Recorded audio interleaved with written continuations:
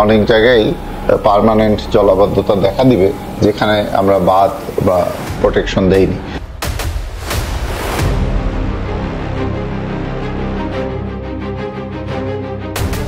Latest আইপিসিসির রিপোর্টে published হয়েছে যে পৃথিবী যেভাবে উষ্ণ হচ্ছে, সমুদ্রপৃষ্ঠের উচ্চতাও বাড়ছে।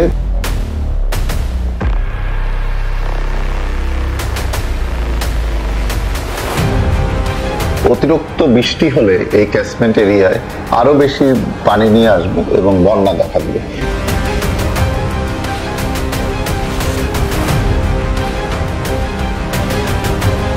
আমরা গ্রিনহাউস গ্যাস নিঃসরণ অত বেশি করি না, কিন্তু আমরা পলিউশন করি প্রচুর।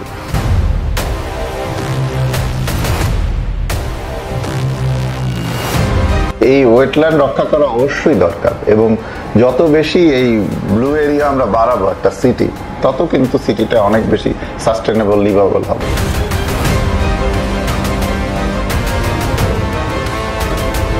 শুধুমাত্র কনক্রিট দিয়ে পুরো শহর আচ্ছাদন করে ফেললে আমরা হয়তো কিছু প্রফিট পাবো, দেখবো, কিন্তু শহরটা কিন্তু আর বসবাসের যোগ্য থাকবে না, এটা অযোগ্য হয়ে যাবে।